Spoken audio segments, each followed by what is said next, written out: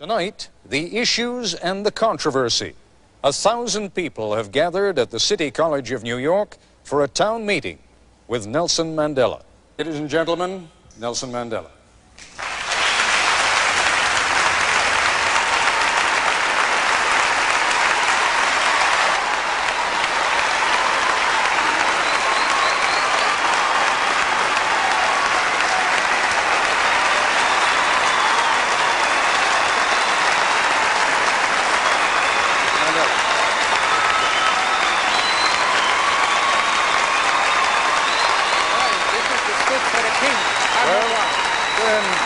Please take it. That's all we have.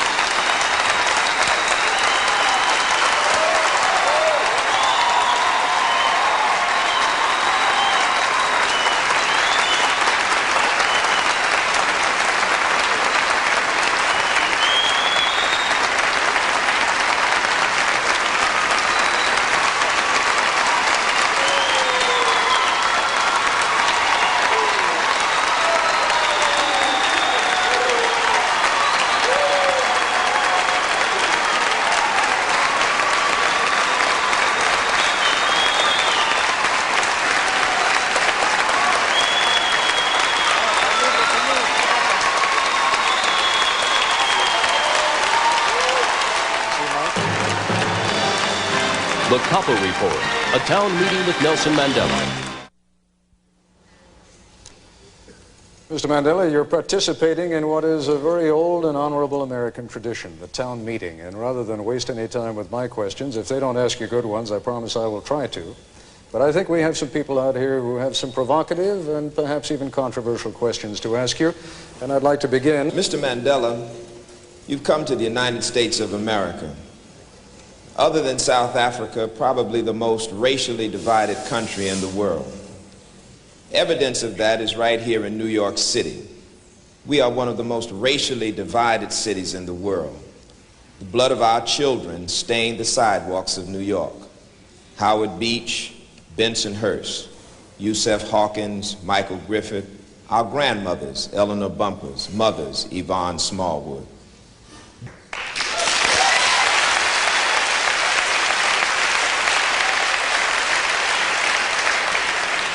If I may just ask you, for your indulgence, if you be good enough, there will be some questions you'll like, there'll be some questions you won't like. Let me just ask you, though, to save the time so that we can listen to Mandela's answers. Mr. Mandela's answers. Mr. Mandela. After the rousing welcome I have received here, I do not know whether I am in a mood to think coolly. I have been deeply touched by this warm welcome. But to respond to the question, I must say that the ANC, and in fact the entire, to promote the struggle against apartheid in our country. And I must say to you that we have the support not only of the masses of the people, we have the support of the Congress as well as the government.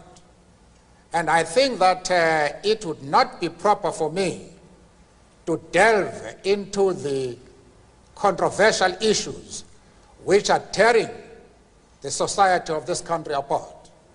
I am sure that the USA has produced competent leaders of all population groups who are able to handle their own affairs very effectively. Let me follow up, if I may, on part of your answer. You say you're sure you have the support of the people, the Congress, and the leadership. By the leadership, you also mean the President of the United States? Are you satisfied that you have his support? Well, I am sure of one thing, that he condemns apartheid as I do. That is enough for us to find further common room with the President. And this is the message that I'm going to put to him when I meet him. And when you say you have the support of Congress, are you satisfied that you have enough votes in Congress to keep sanctions in place? That I cannot say. That lies in the future. But when I address Congress, The main thrust of my speech is that the Congress should support sanctions. Why are you so insistent, Mr. Mandela, and then we'll go to a question at this microphone over here. Why are you so insistent upon maintaining sanctions at a time when it can be argued that the South African government has made more concessions, your release being only one of them, than it has ever made in the past 40 years? I should know better about this matter, Mr. Koppel, than you. No doubt.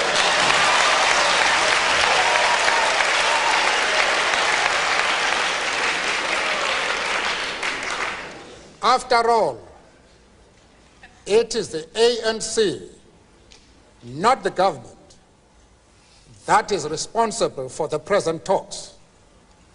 We have been hammering the government since 1986 to meet us, and in spite of the humiliating and insulting conditions they tried to impose on us before they could agree to meeting us, we nevertheless had sufficient patience and sufficient commitment to peace as to continue hammering them to meet us.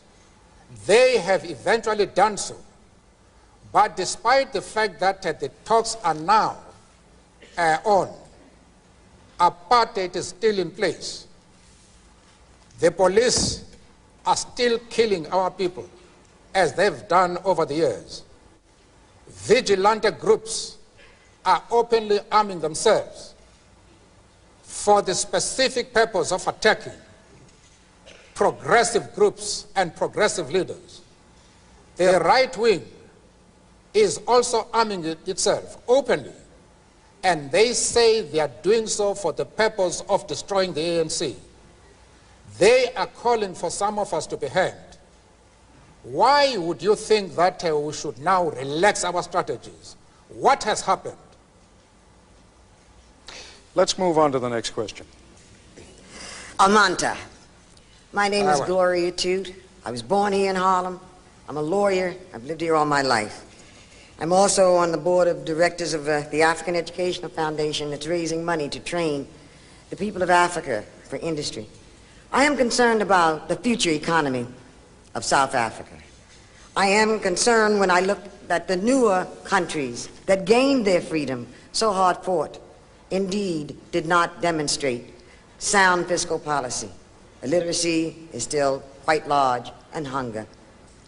What can assure me as a human being and a concerned African American that the ANC will indeed have a fiscal solvent policy that will continue the use of the resources of South Africa in a meaningful way?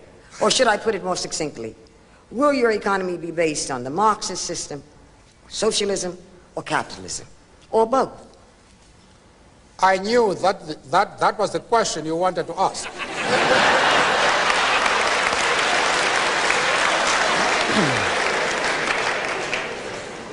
I am happy that you have had the courage to put it directly.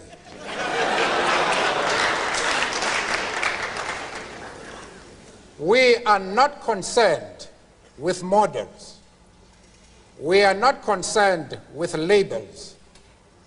We are practical men and women whose solutions are dictated by the actual conditions existing in our country. As somebody has said, we do not care whether the cat is black or white, as long as it can catch mice.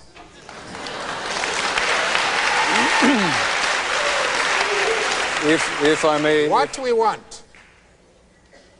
want to achieve is a healthy and vibrant economy which can ensure full employment to our people, maximum production, and the development of social justice. We wanted to rectify the imbalances that exist in our economy. One of the companies, well-known companies in the country, one company owns more than 75% of the shares quoted in the Johannesburg Stock Exchange. This is illustrative of how our economy is organized. It is the resources of the country are monopolized by a white minority, even in that minority by a few individuals, whereas the masses of the people, especially blacks, are left poor, ridden with disease, illiteracy, without educational facilities. We wanted to develop an economy which will put an end to that and will leave to other people to put a label if they so wish. Mr. Mandela, forgive me. And we are back once again. And Mr. Mandela, as I told you before we began this broadcast, almost all the questions will be coming here from the audience, but we also went to a couple of people back in South Africa, told them you were going to be on the broadcast, and asked them if they had any questions for you or comments that they wanted to make to you. One of those from whom we are about to hear now, and I'd like you to address your attention over to that monitor, is a man by the name of Koos van der Merwe, who's one of the leaders of the Conservative Party. Have a listen to what he has to say. Hello, Nelson. I'm a South African. I'm an Afrikaner. I want self-determination for my people in a part of South Africa. You can't have the whole South Africa for yourself. A part of it belongs to my people. Nelson, you're not going to nationalize the assets of the white people. I have worked for my banks, my mines, my businesses, and my farms. You are not going to take it. Stop your violence. Stop your sanction campaign. Stop your nonsense. Leave the violent campaign alone and come and sit down, become a normal person, and talk. And maybe that way we can find solutions. And lastly, forget communism, Nelson. It's gone. And I hope you will be well. I believe you were ill. I hope you will recover. And have a good journey. Aangename kennis, Koos.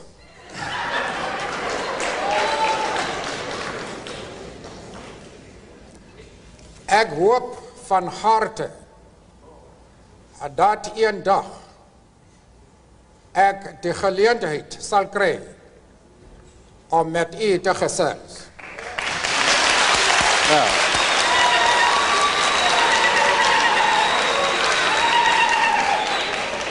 Well, just to interpret Please. what I said, I just wanted to demonstrate that I am bilingual.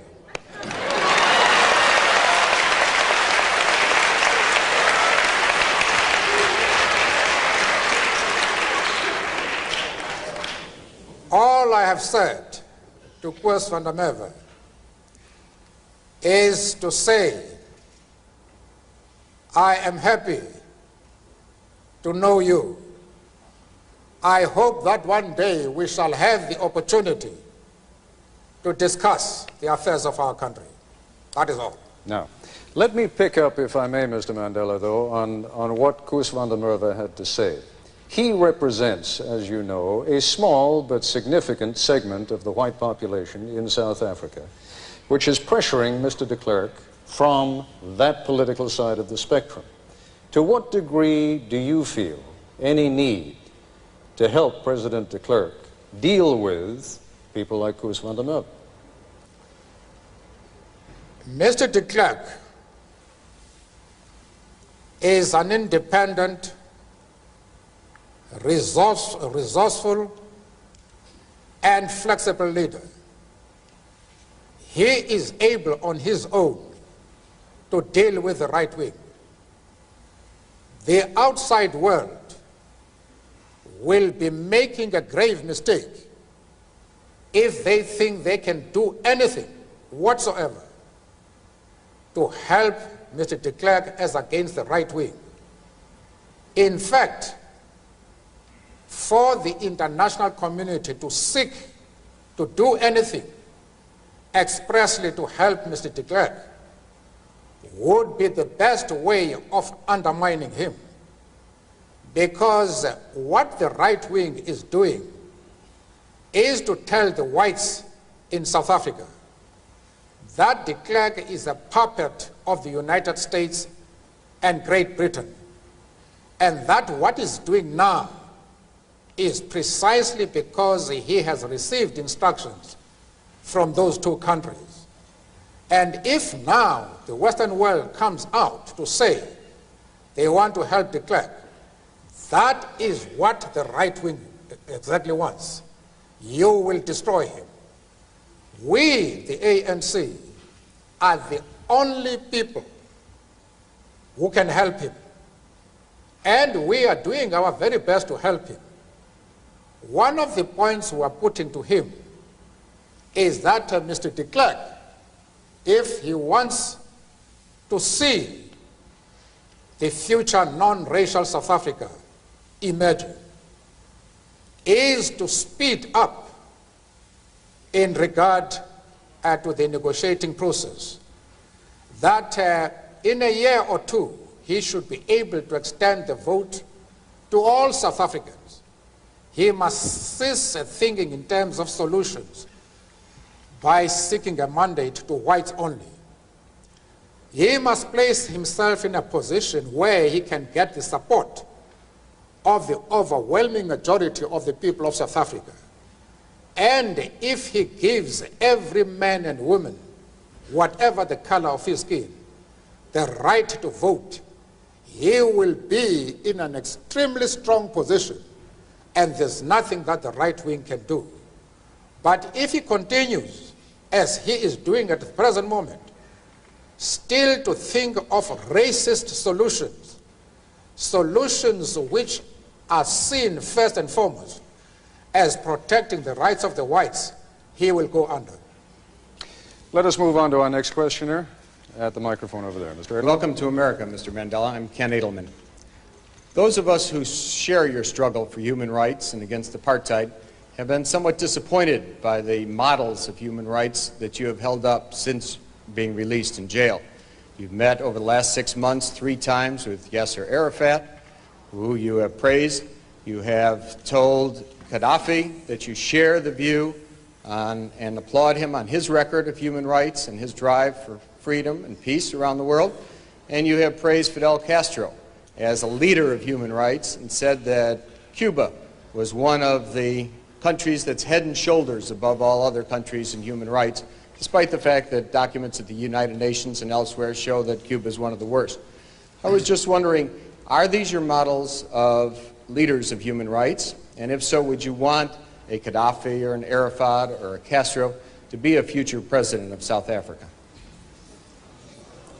One of the mistakes which some political analysts make is to think that their enemies should be our enemies.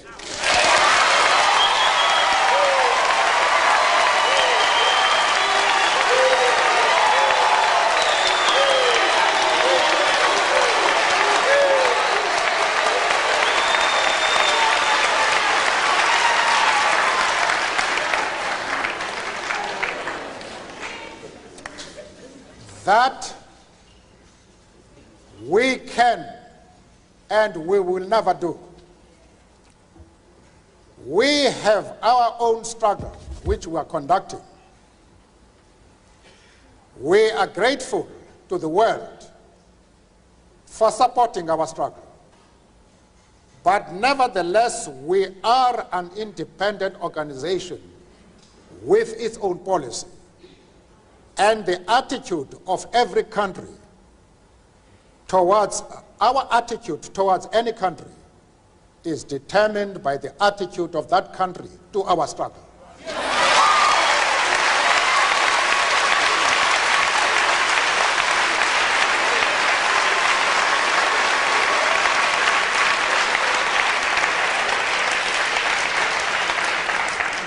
Yasser Arafat,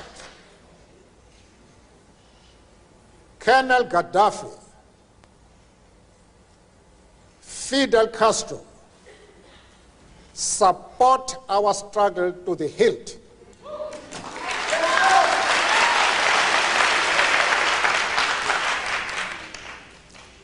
There is no reason whatsoever why we should have any hesitation about hailing their commitment to human rights as they are being demanded in South Africa. Our attitude is based solely on the fact that they fully support the anti-apartheid struggle. They do not support it only in rhetoric. They are placing resources at our disposal for us to win the struggle.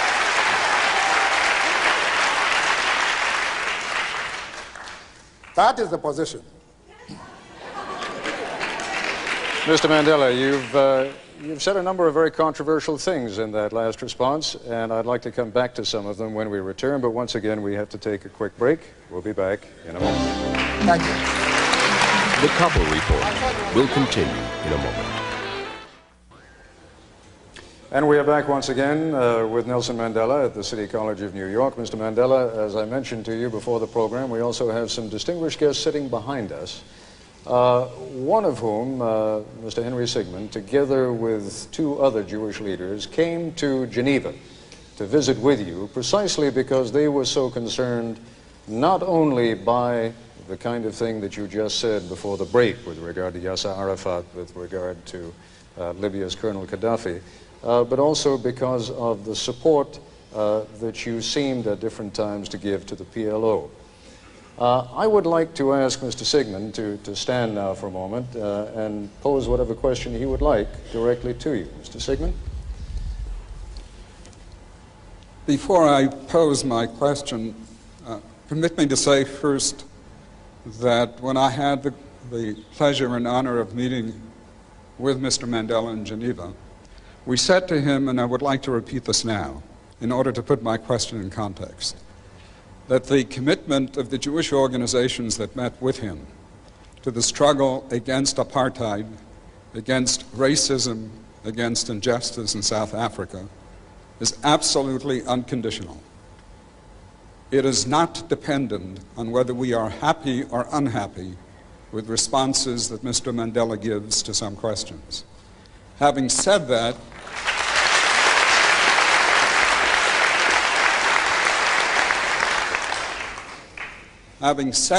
I think I would be dishonest if I did not express profound disappointment with the answer that Mr. Mandela gave to the previous question, because it suggests a certain degree of amorality.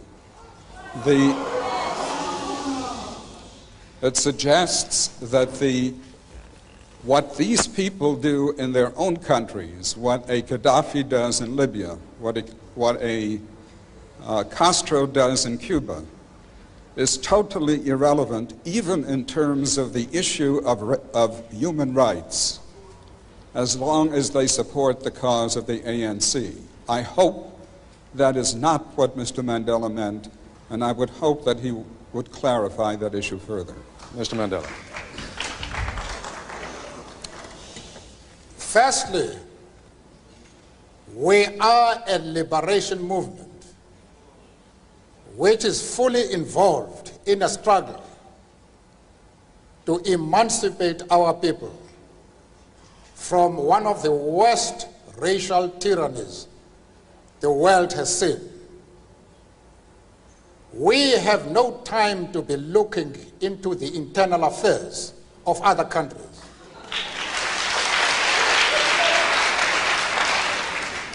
It is unreasonable for anybody to think that this is our role. I have been asked by somebody who wants me to express an opinion on the differences that are taking place within the USA, and he has made his position quite clearly that there is racialism in this country. I have refused to be drawn into that.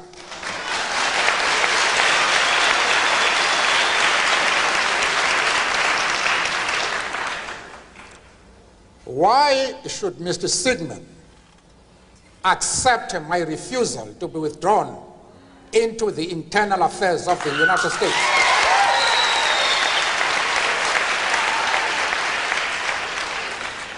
and at the same time want me to be involved in the internal affairs of Libya and Cuba.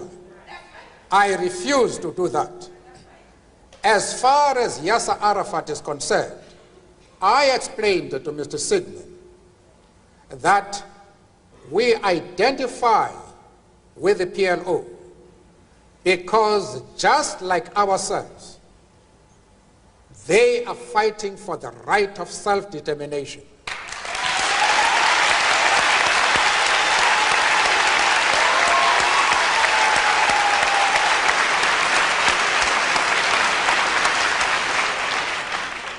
I went further, however, to say that the support for Yasser Arafat in his struggle does not mean that the ANC has ever doubted the right of Israel to exist as a state legally.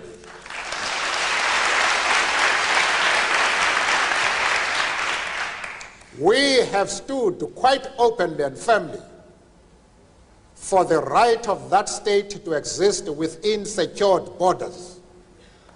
But, of course, as I said to Mr. Sigmund in Geneva and others, that we carefully define what we mean by secure borders.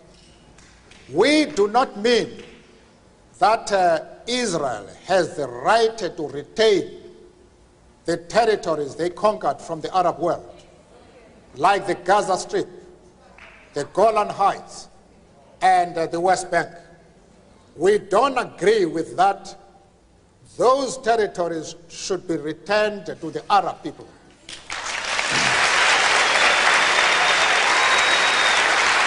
Mr. Mandela,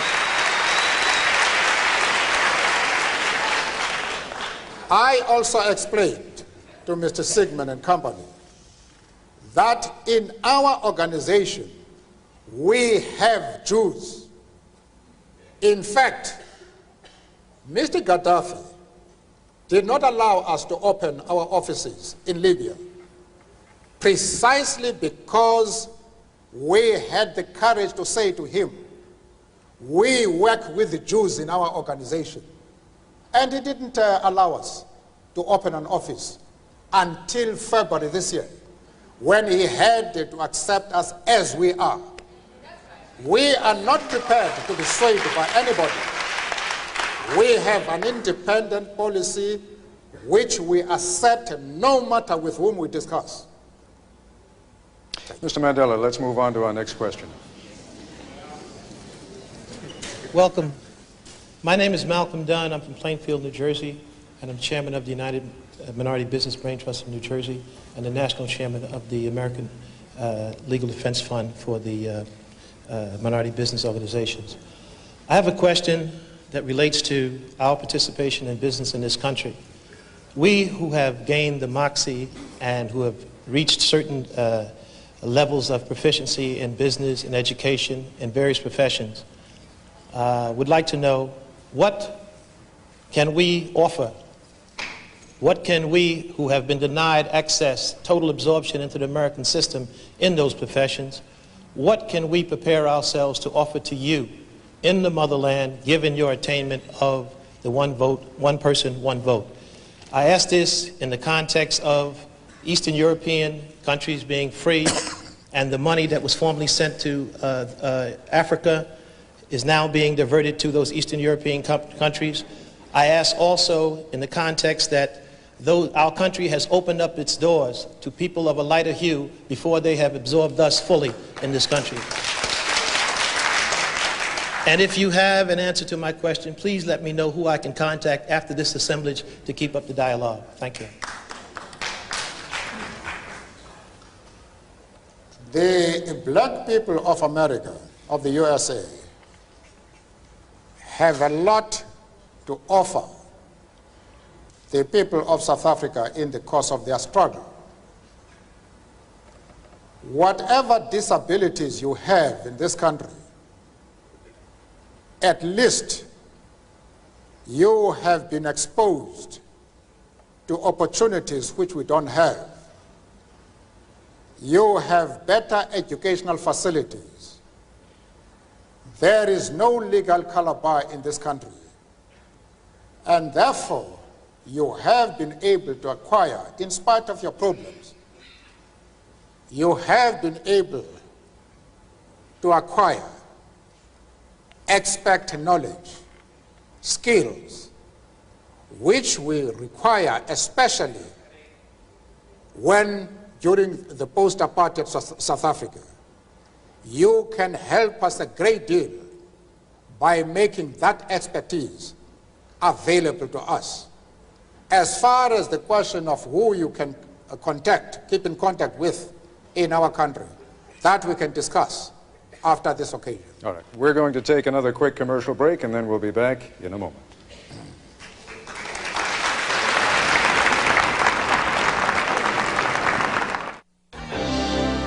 The Koppel Report, a town meeting with Nelson Mandela, continues. Once again, Ted Koppel.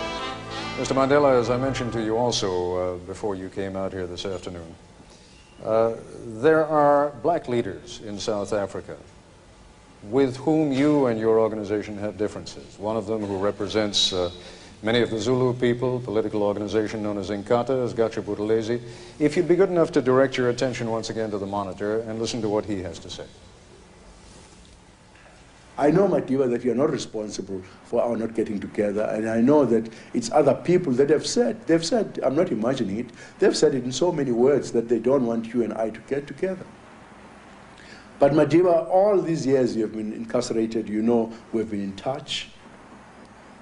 You know that I've always paid tribute to you, that I've refused, to negotiate with any of the white leaders in this country for decades now, because I told them that it was an absolute non-negotiable that I can get to the conference table without you and our brothers who were incarcerated with you and others, and before the unbanning of ANC, PAC, and other organizations. So I think in your absence, you might be interested to know that one of our brothers, who is very close to you, has been to see me. He'll have a certain message for you when you return. And I said to myself that it's absolutely up to you, because there's nothing that prevents you, even in the United States, to pick up a telephone and say hello and talk to me as we're doing ever since you left jail. Shanga, I do not think it correct for me to wash our dirty linen in a foreign country, even though it is somehow our fault.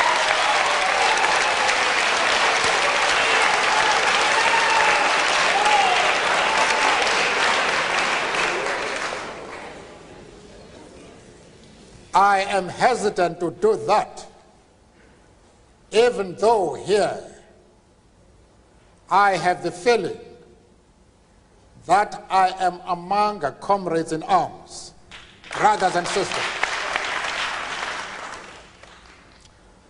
One thing I would like to dispel with all the force at my command is that there is no difference whatsoever between myself and my organization on the attitude towards Inkatha and yourself in person. If I have not seen you, it is because of decisions which we have carefully discussed amongst ourselves and of which I am part. I, however, would like to repeat what you know I have said on numerous occasions. I would like the ANC and Inkatha to sit down and resolve our problems and end the violence that is going on today in Natal. But you know as well as I do that the question is no longer simple. The government has taken advantage of the differences between my organization and your organization. They are using those differences for the purpose of trying to eliminate the ANC and what they consider to be members of that organization who are a threat to white supremacy. That now is our problem. It is no longer just a question of me meeting you. I have asked Mr. de Klerk the simple question. I have said to him, you have a strong, efficient, and well-equipped army and police force. Can you tell me why the government has failed to suppress violence in which almost 4,000 blacks have been killed?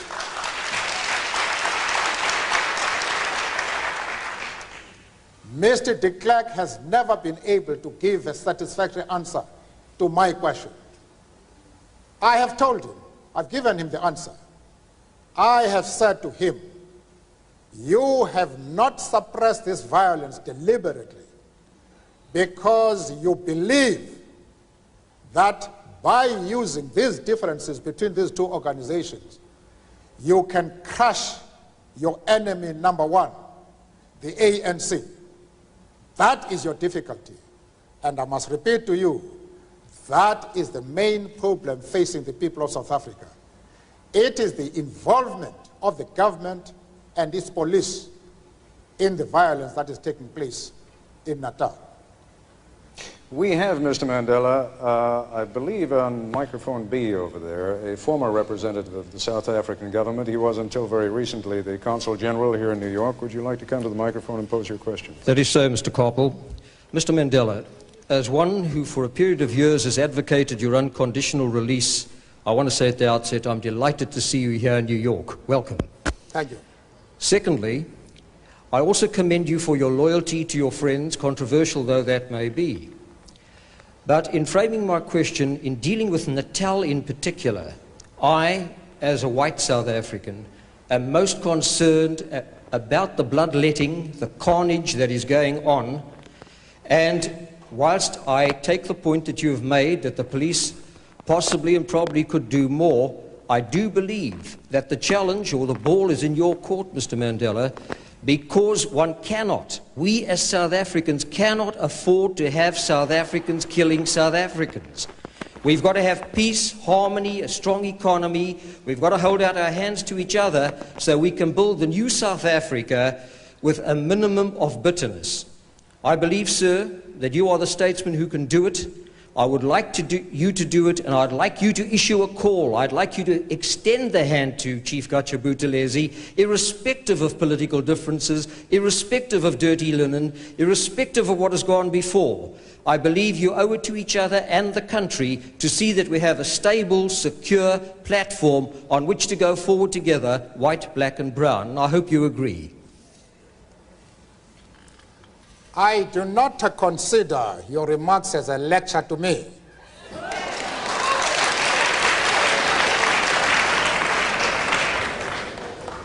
Because you would know that it is the ANC and not the government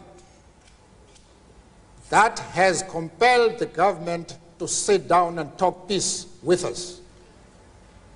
It is the ANC that is mobilizing the entire country today around the question of peace.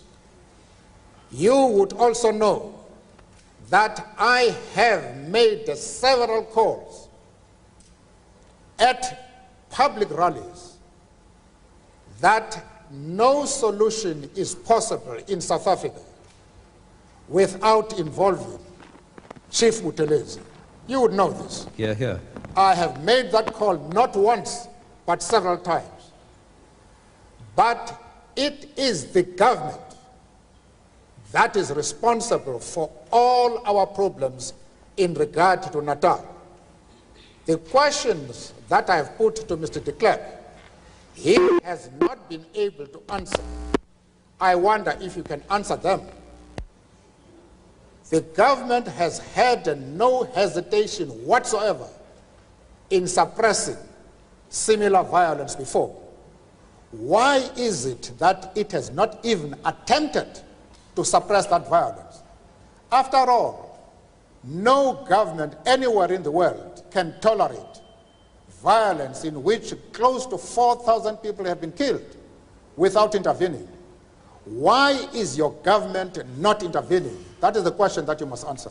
I would answer you by saying that I don't represent the government, and I would hope that the government would do exactly what you say. I do not quarrel with you, and I do not presumptuously lecture you, Mr. Mandela. I wish you well. Thank you very much. Mr. Mandela. Thank you. Thank you very much. We have ripped through the first part of this broadcast extraordinarily quickly. There are still a number of issues that we have to take up with Mr. Mandela, not the least of them being sanctions by the United States against South Africa. I'm Ted Koppel at the City College of New York, and this is a special edition of Nightline. Nelson Mandela, day 2 of his visit to the United States. More celebration, more adoring crowds. A reminder to his people of how far they have come. In the words of the prophet Isaiah, we have risen up as on the wings of eagles. A reminder of how far they have yet to go. The old order is crumbling, but the age of freedom has not yet dawned. Ladies and gentlemen, Nelson Mandela.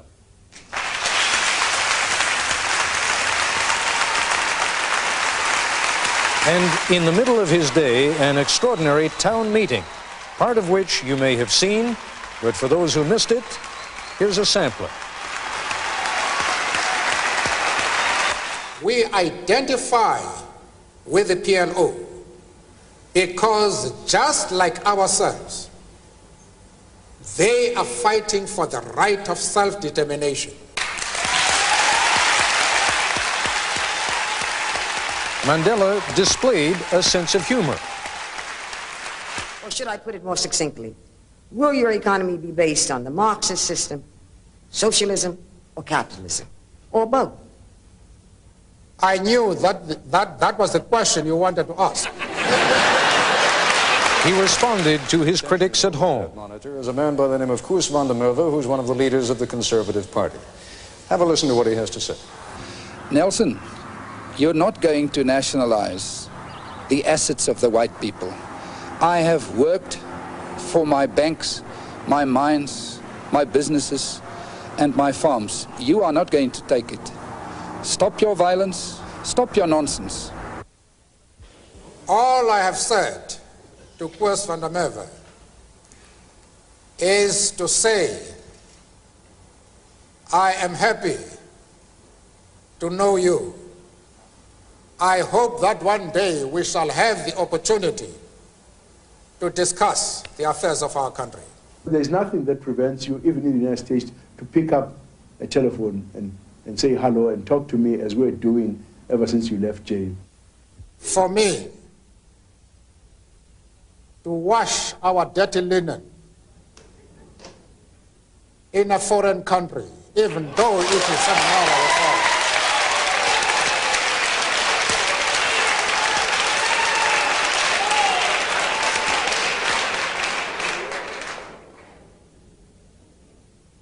I am hesitant to do that, even though here I have the feeling that I am among comrades in arms. Welcome to America. He faced his critics here head on. Those of us who share your struggle for human rights and against apartheid have been somewhat disappointed by the models of human rights that you have held up since being released in jail.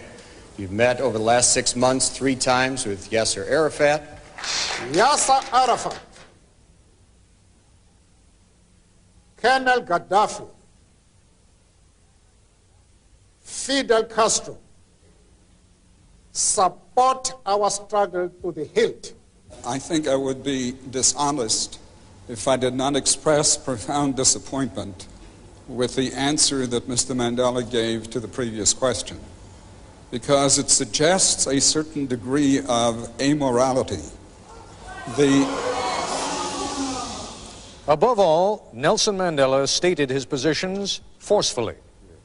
Why are you so insistent upon maintaining sanctions at a time when it can be argued that the South African government has made more concessions, your release being only one of them, than it has ever made in the past 40 years?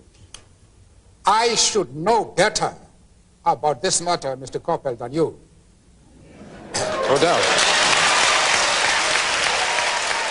And now, in the Nightline segment of our broadcast, there's much more to come. And we are back once again at the City College of New York with Nelson Mandela. And Mr. Mandela, we have just heard a number of the things that you said in our hour between 10 o'clock and 11 o'clock this evening. Some controversial things, not the kinds of things necessarily that a very political man says. If you were very political, you might have been more concerned about not alienating some people in this country who have it within their hands, within their power, either to continue sanctions against South Africa or to raise those sanctions, to lift them. Why were you not a little more political? Perhaps we're too accustomed to politicians in this country.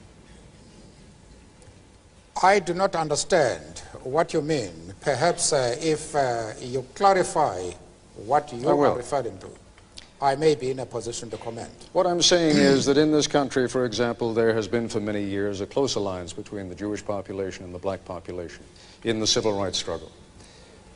There is likely to be a rather negative reaction to some of the things that you have said. That reaction could very well cause people to call up their congressmen, their senators, and say, go ahead, lift the sanctions. Why not? After all, President de Klerk is doing a great deal against apartheid. Only today, in fact, his number 2 man, Gerrit Viljoen, said that the government perceives itself in South Africa as being part of the anti-apartheid struggle.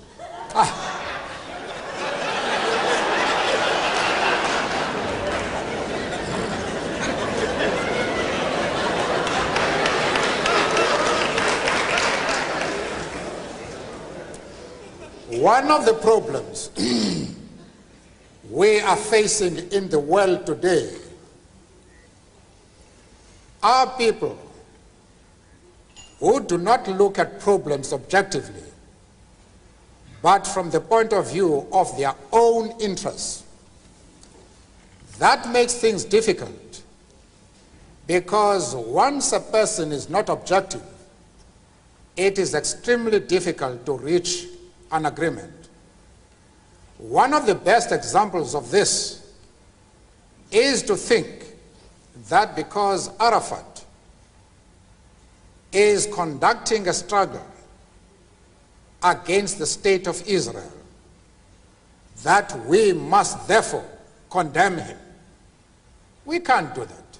It is just not possible for any organization or individual of integrity to do anything of the sort. I don't also want to leave the impression, if I might just intervene with one point, I don't want to leave the impression that this is only going to be a Jewish-black issue. There are a great many Cuban Americans in this country who will be just as offended by some of the comments you've made about Fidel Castro and Cuba. No, Mr. Koppel, I don't agree with you. I am saying that it would be a grave mistake for us to consider our attitude towards Yasser Arafat on the basis of the interests of the Jewish community. We sympathize with the struggles of the Jewish people and their persecution right down the years. In fact, we have been very much influenced by the lack of racialism amongst the Jewish communities. In our own country, in the political trials that have taken place, when few lawyers were prepared to defend us, it has been the Jewish lawyers who have come forward to defend us. I myself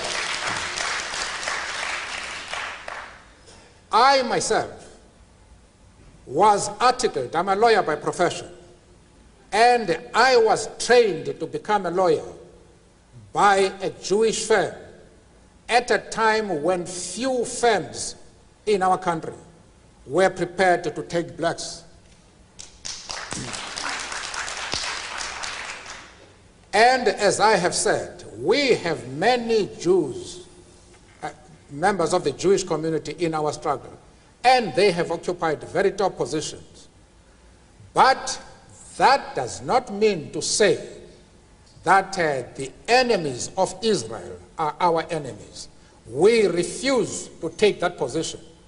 You can call it being political or a moral question, but for anybody who changes his principles depending on whom he is dealing, that is not a man who can lead a nation.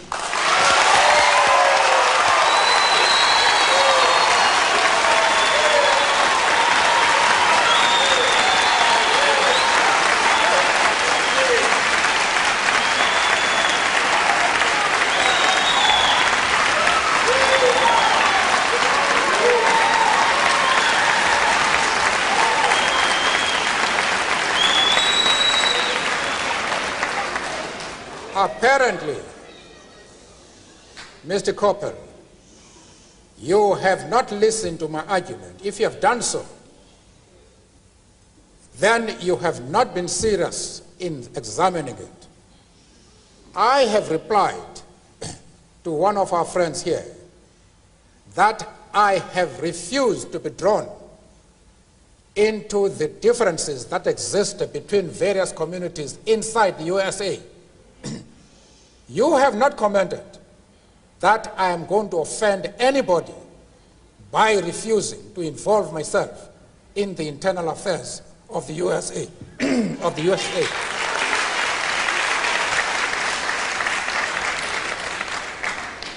Why are you so keen that I should involve myself in the internal affairs of Cuba and Libya? No. I expect you to be consistent.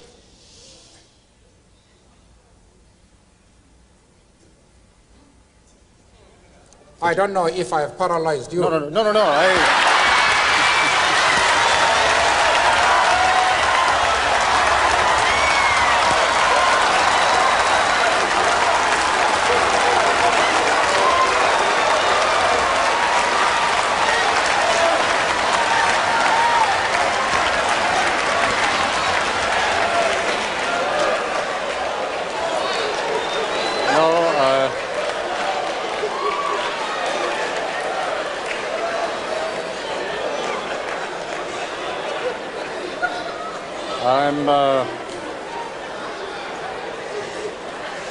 I'm afraid, Mr. Mandela, that paralysis does not set in quite that easily in my case.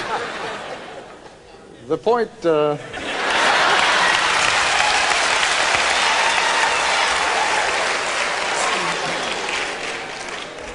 since I've just about recovered from my paralysis, I want to come back to that question in just a moment, but first, we need to take a break. The point that I was trying to make, and clearly did not make with any great success, but the point that I was trying to make is that you must not be misled by what is, after all, what in this country we call a hometown crowd. These people are very much with you. You have seen that. The people who come out to see you, the people who will come to Yankee Stadium to see you, the people who line the motorcade routes to see you, you don't have to convince them. They are people who already believe in you and believe in your cause. But this is a very large and diverse country. And when I was making my observations about the lack of politicism, and in this country saying someone is not a politician is not meant as an insult necessarily, when I was accusing you of a lack of political qualities there, I was wondering whether you are conscious of the impact that you will have on a great many people who are not here today, who do not see you in perhaps the same benign fashion that so many people in this audience see. Well, as far as the Jewish question to begin with, I have had discussions at my own initiative with prominent Jewish leaders to straighten out this affair.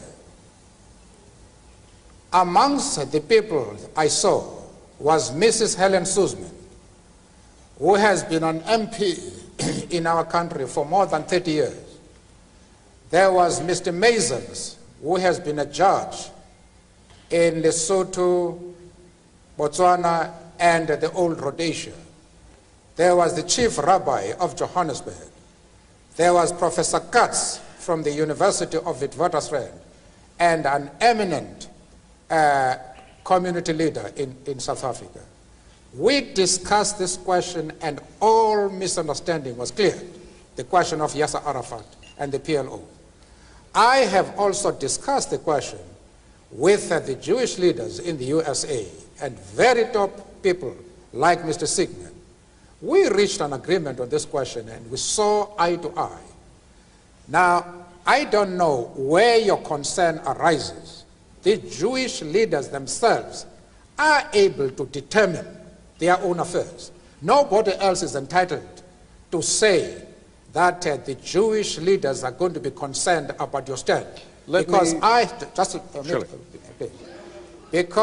I have had the discussions with them, and those discussions will reach consensus.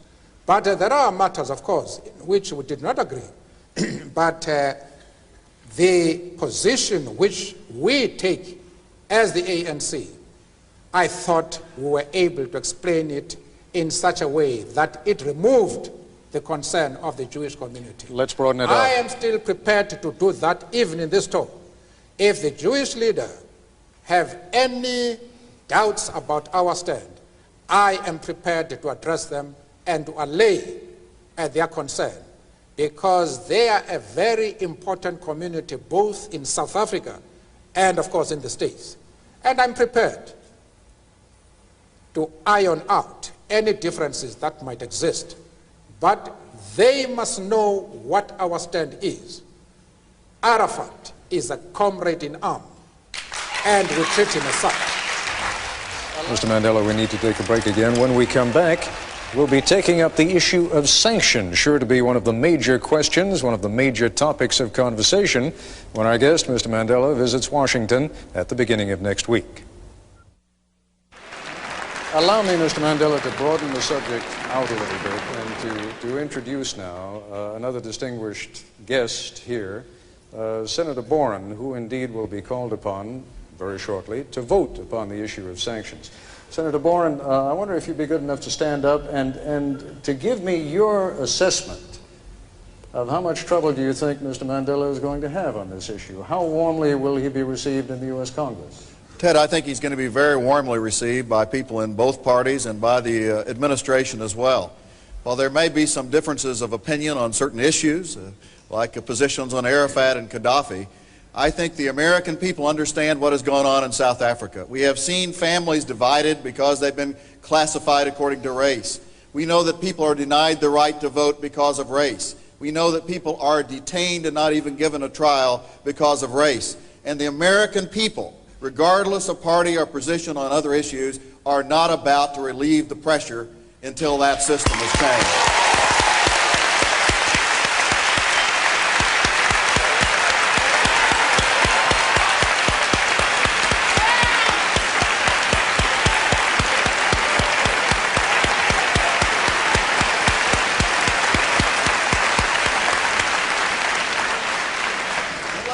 Let me ask one question, Ted. I do think that many of us understand that there are pressures being exerted, that Mr. Mandela and President de Klerk, as they start toward negotiations, have extremists on both sides who really do not want to see them succeed, who do not want to see a peaceful transition. And we're concerned. I understand why we must not release the pressure, and I think there's a bipartisan decision not to do that. The President has reached out to us in Congress to say that he will consult with us on any future policy decisions that are made. But I wonder if there are some positive signals we could send, positive to both Mr. Mandela and to Mr. de Klerk as well, that would reach out to help South Africa, that would show our encouragement for these negotiations, and that perhaps could help the country as it does move to a non-racial democracy. Can you give us a for instance, Senator, and then have Mr. Mandela perhaps respond? Helping the schools. I know that black children in school, only 1 out of every 5 even has a textbook, because the past government has spent 8 times as much educating white children as black children. Are there positive things we can do, Mr. Mandela, at this point to send a signal both to you and to Mr. de Klerk that we encourage progress in these negotiations that are going on.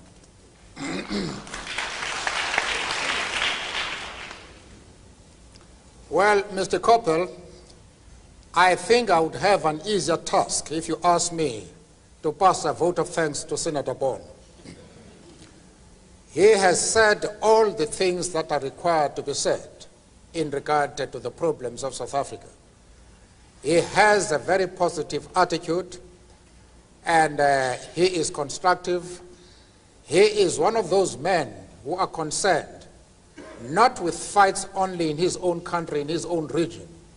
He is one of those men who have selected the world as a theater for their own efforts, for their own operations. And it is refreshing to be in the presence of such a man. As far as giving a signal to de Klerk is concerned, I have warned that it will be a serious mistake for the outside world to do anything with the stated objective of helping Mr. de Klerk, because it is that type of attitude which has enabled the right wing to increase its popularity as far as the whites are concerned. Please, whatever you do, don't do that. I have said the ANC is the best organization to help Mr. de Klerk. We are addressing that question. And I might disclose to you now that we have already, that is the ANC, we have already started speaking to the right wing. We have already spoken to a very influential member of the right wing. And those discussions were very positive. And they raised hope for greater developments in our relations with the right wing. Don't interfere in this question. I accept your bona fides in this regard, but you are playing with fire if you think in terms of rewarding Mr. de Klerk, because you will undermine his position considerably. We are, however, having discussions with Mr. de Klerk, and I am optimistic that we are going to make progress. I think he is as determined as we are to see to it that South Africa becomes a non-racial society, free of all forms of racialism.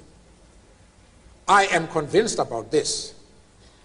The only respect in which you can give a signal to both the National Party, to both the government and the ANC, is to consult both these organizations as to what you could do to facilitate the process of peaceful negotiations. It is not a matter that can be discussed in a meeting of this nature. This is an extremely sensitive matter, which if the time is right, and the element of confidentiality is retained, there can be an exchange of opinion. But to think in terms of rewarding one side, one party, and that is de Klerk, is a serious mistake. You raise an interesting question. We're going to take a break, Mr. Mandela, but I hope that when we come back, let me pose the question to you right now. You can think about it for a second.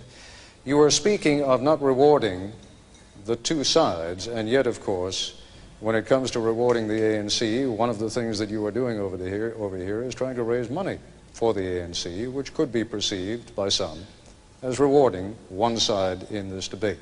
I would like just to take a pause now, and then when we come back, I'll ask you to respond. Thank you. Back in just a moment. And we are back once again at the City College of New York with Nelson Mandela. Just before the break, Mr. Mandela, I raised with you the issue of the money that you are raising while you were here for the ANC. Can that not be perceived as rewarding one of the sides in the struggle? And you were making the point that we should sort of stay out of this rewarding business. Well, I don't think that that means the same thing. What certain sections of the international community are saying is that Mr. de Klerk should be rewarded because he has done something to deserve that. And the first difficulty I have about that is that Mr. de Klerk has done nothing. We have done something. What are you rewarding him for? That's the first question. Well, let me try and give the answer and have you respond. Your release, the release of other political prisoners, the recognition of the ANC, of the South African Communist Party, now the lifting of the state of emergency in all provinces but Natal, those are actions which the ANC and your supporters have been asking for many years, and some people would say, as each of these demands is met, the ANC is moving the goalposts on the field. Now, Mr. Koppel, you are entirely misinformed. In the first place, the ANC ought never to have been banned.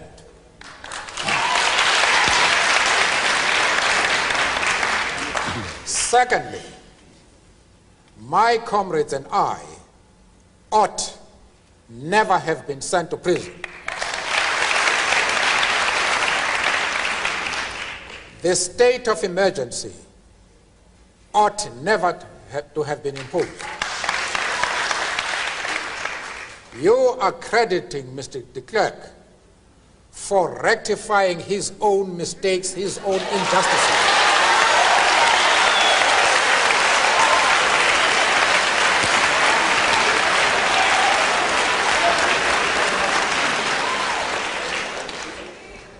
You must remember that in enforcing apartheid, many of our people have been killed. And many of our people have been executed for resisting a policy which the government now admits is an evil system. What are you rewarding him for as against that background? That is the question. Let me turn the question around if I may. Just a moment, Mr. Koppel. No. We have come here to say we are fighting against injustice. Help us as the masses of the people of South Africa who are living under repressive laws, a repressive system. Help us to destroy repression. There's no question of reward. We are not saying to the outside world, help us, reward us for having negotiated, initiated the peace talks.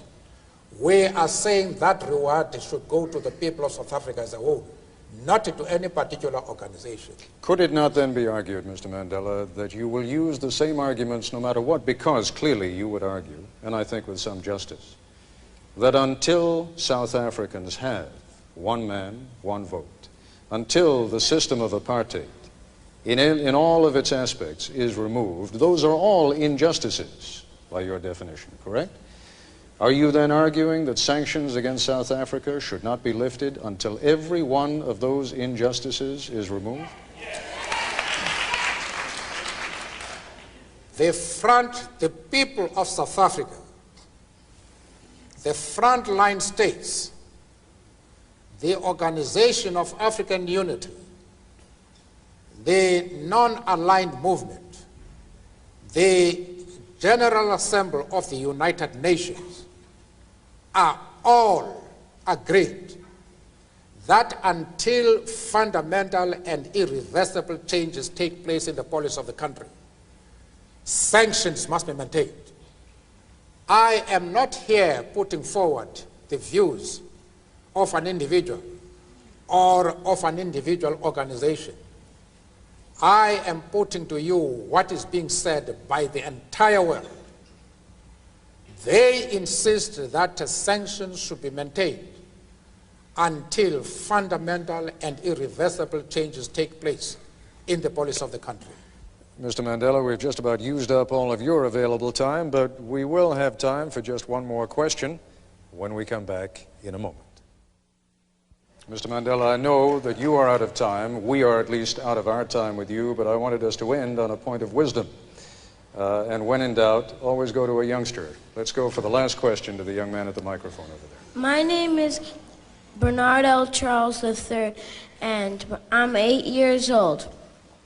And I'm very glad that you're free, Mr. Mandela. And if there's anything any of us can do, just send us a postcard with anything that you want us to do, and we'll do it. Even raise money.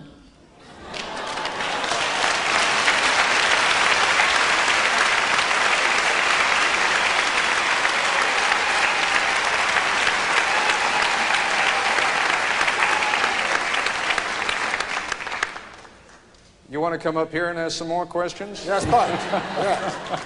All right, while the young man comes down here. Not very good. Not very good. While the young man comes down here so that he can shake hands with Mr. Mandela, I would like to extend my thanks to Mr. Mandela, to all of our audience, and to our distinguished guests who've been with us here this evening. Come on up.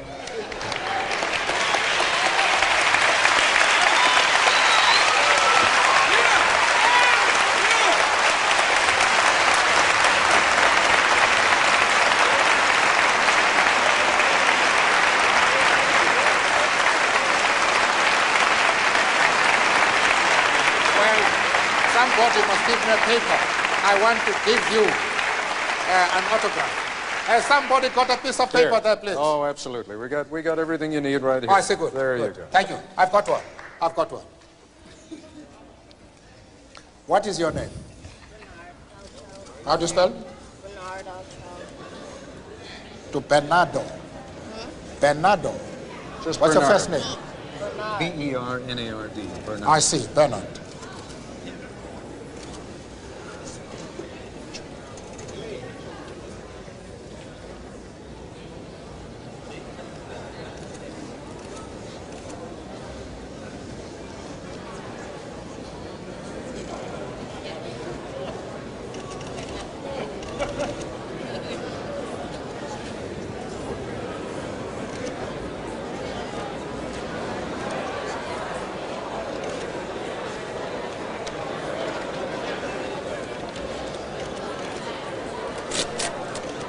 Thank you very much. Thank you. Thank you. Well, Bernard, thank you very much. Thank